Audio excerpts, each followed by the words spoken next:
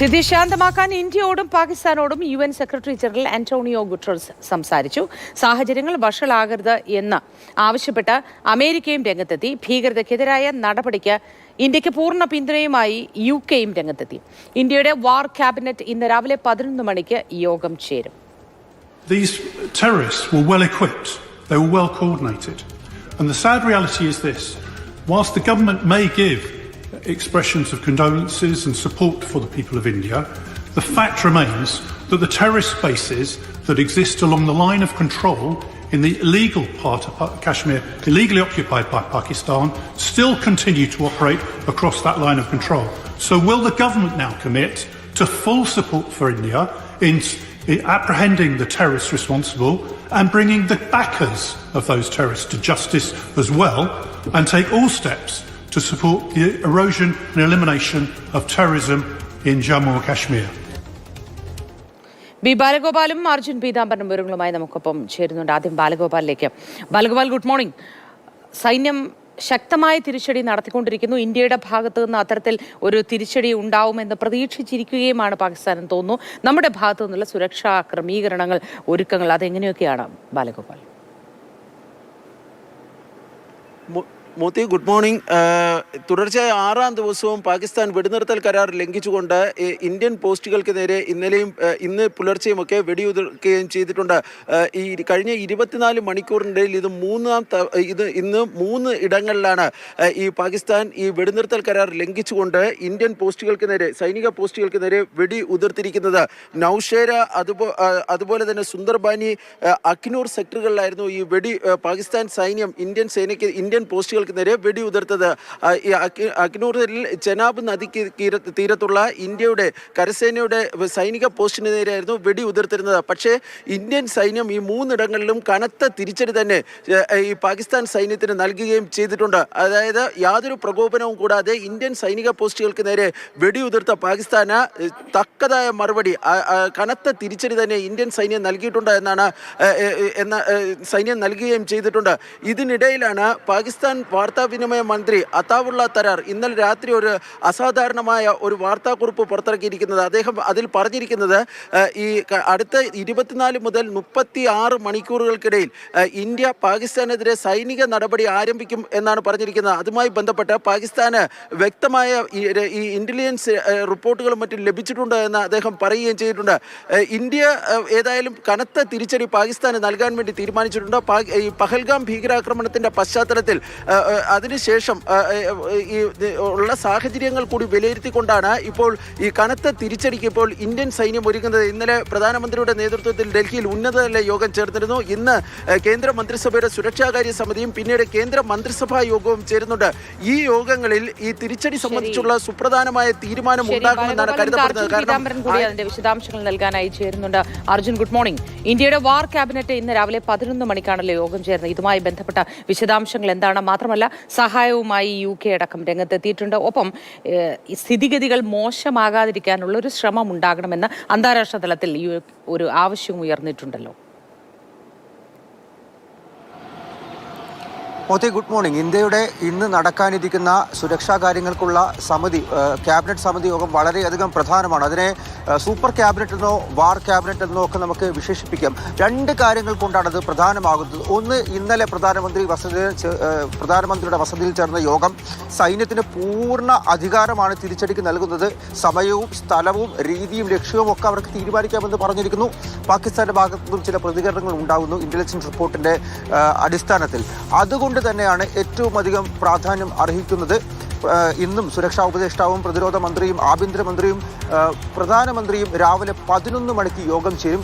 ആ യോഗത്തിന് പിന്നാലെ തന്നെ സമ്പൂർണ്ണ മന്ത്രിസഭാ യോഗവും ഉണ്ടാകുമെന്നാണ് പ്രധാനമന്ത്രി അറിയിച്ചിരിക്കുന്നത്. അതായത് വളരെയധികം പ്രധാനമാണ്. എന്തെങ്കിലും തരത്തിൽ പ്രഖ്യാപനമോ നടപടിയോ ഉണ്ടാകുമോ എന്ന് നമ്മൾ ഉറ്റുനോക്കപ്പെടേണ്ടിയിരിക്കുന്നു. രണ്ടാമത്തെ പ്രാധാന്യം എന്ന് പറയുന്നത് കഴിഞ്ഞ ആഴ്ച ഇതുപോലൊരു സുരക്ഷാ സമിതി യോഗം ചേർന്നു. അതിലാണ് ഇന്ത്യ പാകിസ്ഥാനെതിരെ കടുത്ത നടപടികൾ നയതന്ത്ര തലത്തിൽ എടുത്തത്. അതിന് പിന്നാലെ ഇപ്പോൾ ഇത്തരത്തിലൊരു യോഗം ചേരുന്നു.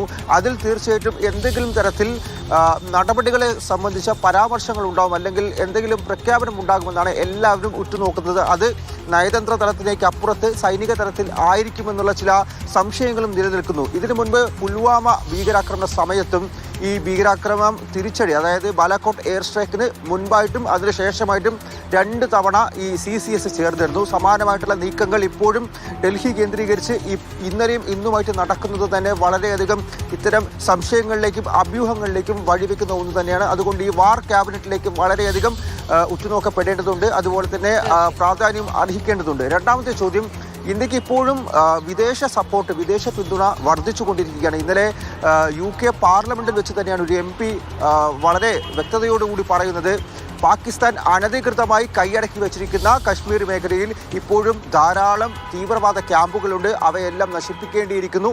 അതിന് ഇന്ത്യക്ക് പൂർണ്ണ പിന്തുണ നൽകും. മാത്രമല്ല ഗ്ലോബൽ ടെററിസം, അന്താരാഷ്ട്ര ടെററിസത്തെയും ഉന്മൂലനം ചെയ്യാൻ ഇന്ത്യക്കൊപ്പം നിൽക്കുമെന്ന കാര്യമാണ്. ഇന്നലെ രാത്രി വിദേശകാര്യമന്ത്രി ജയശങ്കറുമായിട്ടും അതുപോലെ പാകിസ്ഥാൻ പ്രധാനമന്ത്രി ഷഹബാസ് ഷരീഫുമായിട്ടും UN secretary general Antonio Guterres ഫോണിൽ വിളിച്ച് സംസാരിച്ചിരുന്നു. ഈ നിലവിലെ സാഹചര്യത്തിൽ ആശങ്ക അറിയിക്കാൻ വേണ്ടിയിട്ടായിരുന്നു അത്. ഒപ്പം തന്നെ ഇന്ത്യയുടെയും ഒക്കെ മനസ്സിൽ ആഗ്രഹം അത് തന്നെയാണ്, ഒരു വലിയ ആക്രമണത്തിലേക്ക്, യുദ്ധത്തിലേക്കൊന്നും നീങ്ങാതിരിക്കട്ടെ കാര്യങ്ങൾ എന്നതാണ്. പക്ഷെ അപ്പോഴും ഇങ്ങോട്ടുണ്ടാവുന്ന അടിക്ക് തിരിച്ചടി നൽകുക എന്ന കാര്യത്തിൽ നിന്ന് ഒരു ഇഞ്ച് പോലും ഇന്ത്യ പിന്നോട്ടില്ല എന്നതാണ് മനസ്സിലാക്കാൻ കഴിയുന്നത്. ബാലഗോപാലിലേക്ക് ഒരിക്കൽ കൂടി.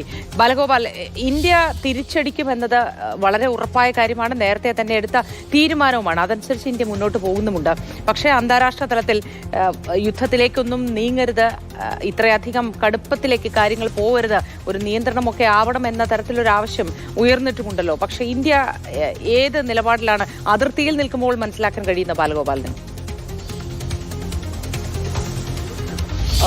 മോത്തി, ഇന്ത്യ ശക്തമായ ഒരു സൈനിക തിരിച്ചടിക്ക്, അതായത് സൈനികമായി തന്നെ ഈ ഒരു തിരിച്ചടി പാകിസ്ഥാന് നൽകുവാൻ വേണ്ടി തയ്യാറെടുക്കുന്നു എന്ന സൂചനകൾ തന്നെയാണ് നമുക്ക് ലഭിക്കുന്നത്. കാരണം അർജുൻ നേരത്തെ പറഞ്ഞതുപോലെ തന്നെ കേന്ദ്ര മന്ത്രിസഭയുടെ സുരക്ഷാകാര്യ സമിതി 2 തവണ യോഗം ചേരുന്നു. അതിന് പിന്നാലെ ഇന്ന് തന്നെ ഈ സുരക്ഷാകാര്യ സമിതിയുടെ യോഗത്തിന് തൊട്ടു പിന്നാലെ കേന്ദ്ര മന്ത്രിസഭാ യോഗം ചേരുന്നു.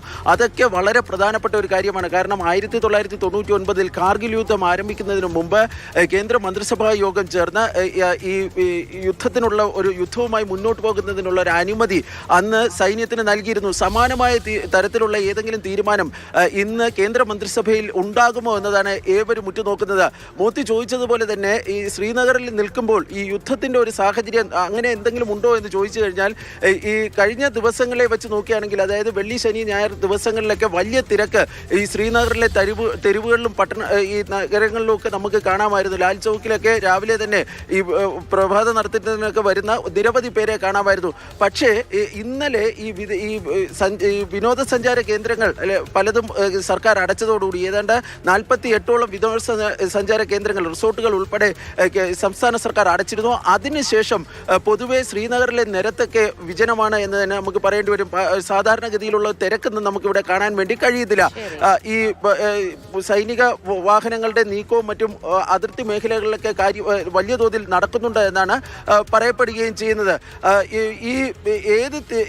ശ്രീനഗർ ഉൾപ്പെടെ പോലീസിന്റെ തന്ത്രപ്രധാനമായ എല്ലാ പ്രദേശങ്ങളിലും ഈ സുരക്ഷാ ക്രമീകരണങ്ങൾ ശക്തമാക്കിയിട്ടുണ്ട്. CRPFന്റെയും അതുപോലെ തന്നെ ജമ്മു കാശ്മീരിന്റെയും പോലീസിന്റെയും ഒക്കെ വിന്യാസം വളരെ ശക്തമാക്കിയിട്ടുണ്ട്. ഇതിനു പുറമെ ഈ ഭീകരർക്കായുള്ള തെരച്ചിൽ വളരെ സജീവമായി തന്നെ ജമ്മുവിലും ശ്രീനഗറിലും സജീവമായി സൈനിക നീക്കവും അതുപോലെ തന്നെ ഭീകരർക്കായുള്ള തെരച്ചിലും നടക്കുന്നു എന്ന വിവരങ്ങൾ നമുക്ക് ലഭ്യമാകുന്നുണ്ട്. ഏതായാലും ഇന്ത്യ ഉറച്ചു തന്നെയാണ് മുന്നോട്ട് പോകുന്നത്. അതുകൊണ്ട് തന്നെയാണല്ലോ പാകിസ്ഥാന്റെ ഭാഗത്തു നിന്നും അത്തരത്തിൽ ഒരു പ്രതികരണവും ഉണ്ടായത്. ഒരു സൈനിക നീക്കം ഇന്ത്യ നടത്തുന്നതായി അറിഞ്ഞു എന്ന തരത്തിൽ ആ ഒരു ഭയം, അളവുക്ക് ഭയം വേണം എന്ന് നമ്മൾ പറയില്ലേ, അതുപോലെയാണ് പാകിസ്ഥാന്റെ അവസ്ഥ. ഇപ്പോൾ ചെറിയ ഭയത്തിലാണ്. ഏതായാലും തിരിച്ചടിക്കാൻ ഇന്ത്യ തയ്യാറാണ്. എല്ലാം കൊണ്ടും സുസജ്ജമാണ് ഇന്ത്യ. മാതൃഭൂമി ന്യൂസും സുസജ്ജമാണ് ഈ കാര്യങ്ങളൊക്കെ വളരെ കൃത്യമായി നിങ്ങളിലേക്ക് എത്തിക്കാൻ. അതുകൊണ്ടാണല്ലോ രാവിലെ ബാലഗോപാലും അർജുൻ പീതാംബരും ഒക്കെ വിവരങ്ങളുമായി നമുക്കൊപ്പം ചേർന്നത്. രണ്ടാൾക്കും നല്ല ദിവസം ആശംസിക്കുന്നു.